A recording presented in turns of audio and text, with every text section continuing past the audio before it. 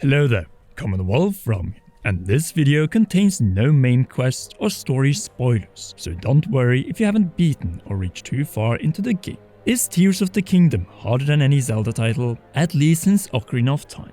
That is the question. After all, nothing beats Zelda 2. But even then, it really depends on how you define difficulty, since if you go straight for the hardest locations and enemies unprepared or without upgrades in this game, then you will be screwed. That is unless you can dodge pretty much all incoming attacks.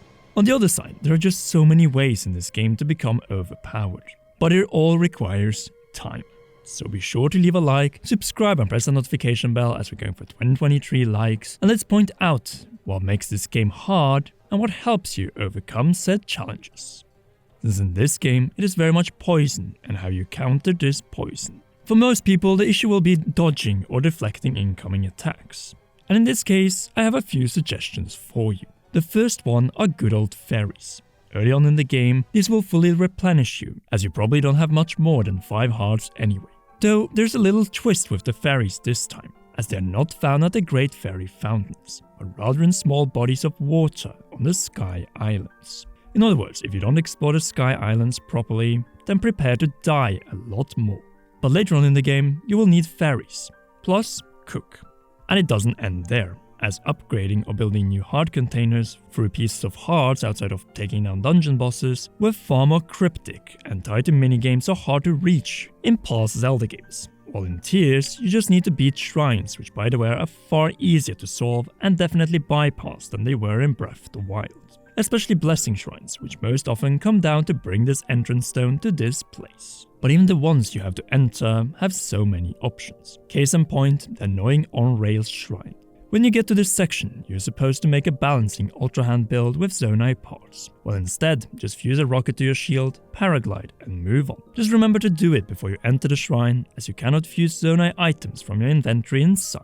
I wonder why, as rocket shields are just so OP in the shrines of this game.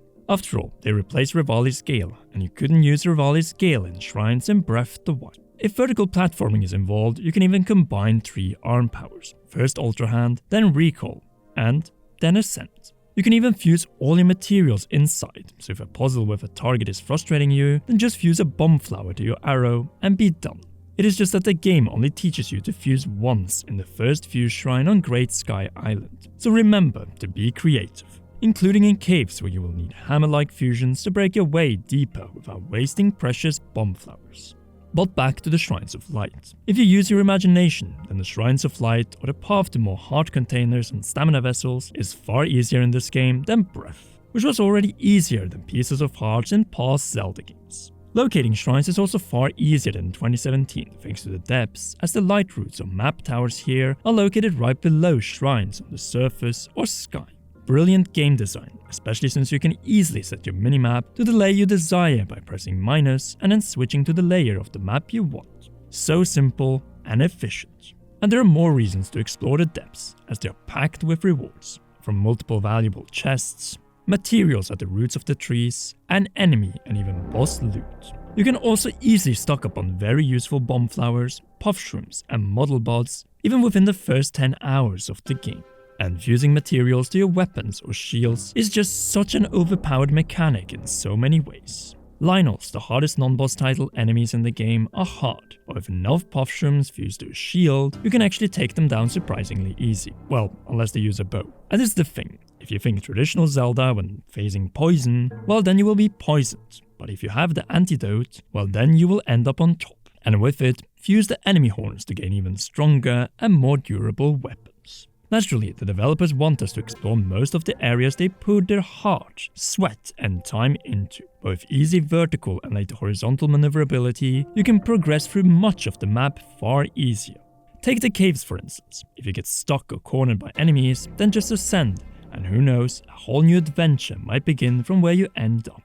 Challenges and possibilities to overcome them. In Tears of the Kingdom, there are just so many alternatives to attack or walking all the way back, unlike in past Zelda titles. But if you decide to fight, or are forced to in the case of bosses, then you're certainly screwed if you don't have enough hearts. Not necessarily, as puff shrooms exist, and the same goes with model bots, and against these foes outside of shrines, you can use your entire arsenal of both materials and Zonai items. plus cook, and if you explore caves, you will sooner or later find a hearty truffle, or even 2. These cooked up are worth their value in gold in the late game and against the hardest bosses when you have 20 or more hearts. Naturally, in combinations with fairies, but don't cook them.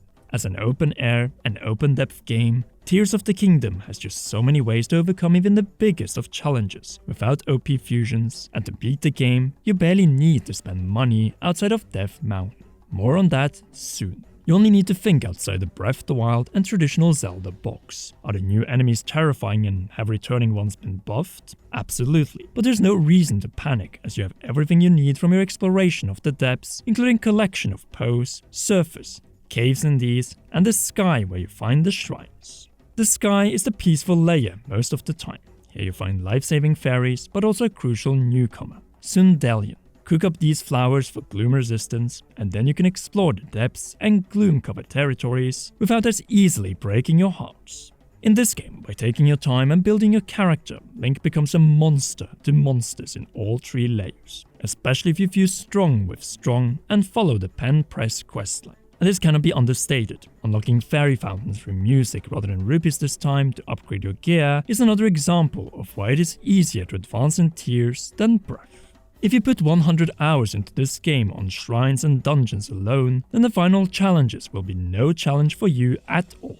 And it's the beauty of Tears of the Kingdom. It is as difficult as you decide it to be. Want to rush through the game? Be ready for the toughest Zelda experience. But if you take your time, your opponents will fall just on your sight. Modern day Zelda, everyone, where you are the master of your experience and have endless possibilities, but also responsibilities which can be overcome through endless combinations. In other words, early on, this is the hardest Zelda in the 3D era, and if you rush to the end of the main quest and story, then yes, you will have a hard time. Which isn't a bad thing after waiting 4 years to take on this challenge. And when you think of it, the number of ways to replay this game are absolutely nuts. We'll go over that in future videos. For now, I'll just conclude that this game of holding hands, but not hand-holding you to solutions and endless combinations, is not the hardest Zelda if you play it the way the development team in Kyoto intended. And if you upgrade your batteries by collecting enough Zonite plus large Zonite and building energy efficient vehicles, then getting around these maps will be easier than anything else. Even in the depths, just attach a Bright Bloom flower to your vehicle instead of Zonite Light to use less battery. While you don't need to spend rupees on costly tunics, or at least more than 1 part when you can fuse. Just fuse a ruby to your shield in Hebra, plus get 1 additional attire. Hint, get this one on Great Sky Island, as it is free, and then fuse a sapphire to shield when entering the Garuda section of the map.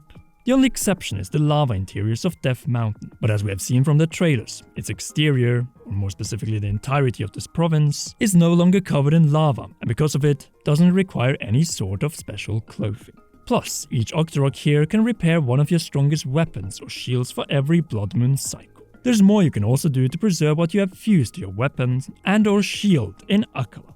All real-time and rupee savers. In other words, what we have here is best of Breath of the Wild solutions to extreme climate with innovations and improvements to the overall design of the different provinces. It goes without saying, Tears of the Kingdom is a mechanical monster where the player is in control.